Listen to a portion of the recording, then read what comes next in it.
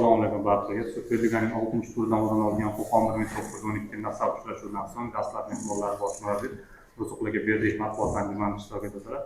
Ruzuqlarga dastlab o'yin haqida fikrlaringiz? O'yin ikkinchi bo'lim ancha asabiy tarzda o'tdi. O'sha vaziyat. Umumiy keladigan bo'lsak, birinchi bo'limda maydon egalari faolroq bo'ldi desam bo'ladi. Ikkinchi bo'limda biz ancha hujumda keskinlikni amalga oshirib, birinchi to'pni darvozaga yo'llashga muvaffaq bo'ldik. Yana bir vaziyat, agar Zafar Murodning goli darvozabon yaxshiroq harakat qilmaganda, o'sha vaziyatda agar golga aylantirganimizda, bu hissiyotgacha, bu emotsiyagacha balki kelmasdi. O'sha uchun menimcha ikkita jamoa ham g'alaba uchun harakat qildi. Muxlislarga manzur bo'ldi deb o'ylayman. Ruzuqlar aka, hakam qaroridan juda norozi bo'ldingiz. Penalti bo'lgan vaziyatga qanday fikrdasiz? Albatta butun jamoa norozi bo'ldik. Chunki bu vaziyatda balki birinchi bo'limdagi vaziyat penaltiga balki yaqinroq edi-yu, lekin bu vaziyat meni fikrimcha bu yerda penalti yo'q edi. O'sha uchun biz futbolchilarim norozilik bildirganga men borib Umarni to'xtatishga harakat qildim. Birinchi endi maydonga chiqqanim balki bu noto'g'ridir. Umar qizil olmasligi uchun men Umarni uspokоить qilganimdan keyin sudyaga borib nimaga bu qarorni qilding deganimda menga ham qizil ko'rsatdi. Bo'lgan voqea shu.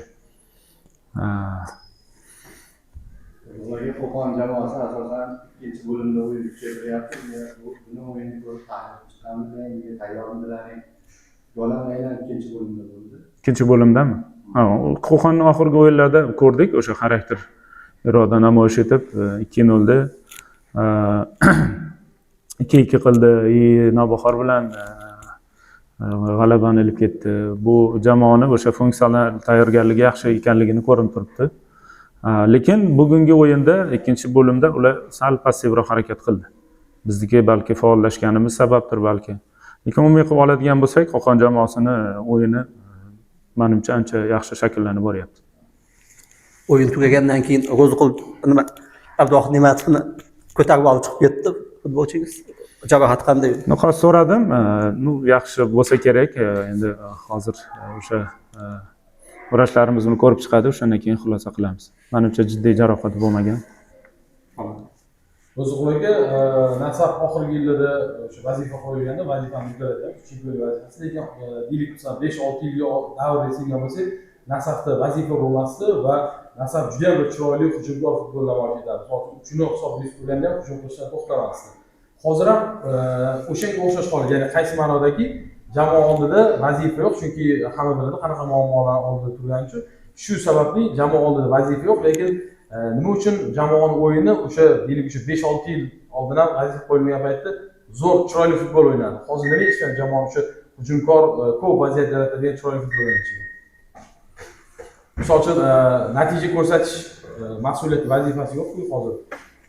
Bu mas'uliyatdan emas, boshqa jamoalarni ham bizga qarshi yaxshi kurashayotgani. Endi o'sha paytdagi tarkibimiz bilan hozirgi tarkibimiz ancha farq qilishi mumkin. Lekin o'sha yo'nalishda biz harakat qilishga intilyapmiz. Chunki hech qanaqa bosimsiz, hatto bosimsiz deyapmiz-ku, biz yigitlar bilan o'z oldimizga maqsad qilganmiz, kamida o'sha o'rinlar uchun kurashish uchun. Bu ham bir vazifa, buni men talab qilyapman. Rahbariyat talab qilmasa ham har bir o'yinda g'alaba qozonishni juda ham xohlayapmiz. Balki bu ozgina bosim berayotgandir. Lekin o'sha siz aytgan o'yinda o'ynashga harakat qilyapmiz. Nima uchun o'sha farq qiladigan bir tarafi ham bor. O'sha paytdagi o'sha tarkibimizdagi maydondagi o'yinchilarning joylashuvi hozirgi sxemamiz bilan o'z sxema farq qilishi mumkin. O'sha oldin hujumkor o'ynaydigan sxemaga o'yinchilar bor edi. Hozir o'sha hujumda qanot hujumchilarimiz kamligi uchun bu sxemaga o'tganimiz uchun balki bu narsa ko'rinmayotgandir. Tushuntira oldimmi menimcha? Chunki hozir bor yigitlarimizdan o'sha sxema tayyorlab o'ynatishga harakat qilyapmiz. Agar kuchli vingerlarga ega bo'lganimizda biz o'sha siz aytgan narsa yana ham yaqinroq bo'lishi mumkin edi. Hozir jamoamizda biz umuman vingersiz harakat qilyapmiz. Buni ham o'zingiz ko'rib turibsiz, tushunasiz.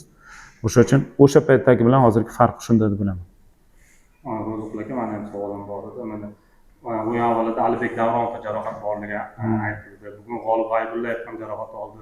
Misol uchun bu Abduvohdan o'zi chiqib ketaman, olib chiqib ketishdi. Umar Eshmulovda ham ozgina kontakt bor deydi va hozirgi zaxirasi tor Nasafni holatida sizga qanchalik qiyinchilikni tug'dirmoqda? Bunchalik ko'p futbolchilar jarohat yetmaganiga bu oy Boxing Day hisoblanadi. O'sha bir oyda 6 tur, deyarli 7 tur, may boshlagan bitta o'yin o'ynasak 7 tur. Bu ishingizni yanada ham ko'paytirib yubormayapti. Albatta ko'paytiradi. Bu juda og'ir. Bundan tashqari bilasizlar, yaqindagina o'sha FIFA kunlarida o'yinchilarim terma jamoaga, Olimpiya terma jamoasiga borib kelishdi. Bu juda ham og'ir. Bir tarkibga egamiz. Ya'ni bitta o'yinchi agar jarohat olsa, o'rniga yoshda o'ynatishimizga to'g'ri kelib qolyapti. Alibek mana ikkita o'yin o'ynamadi, bittasida mag'lubiyatga uchradik, bugun durang bo'ldi.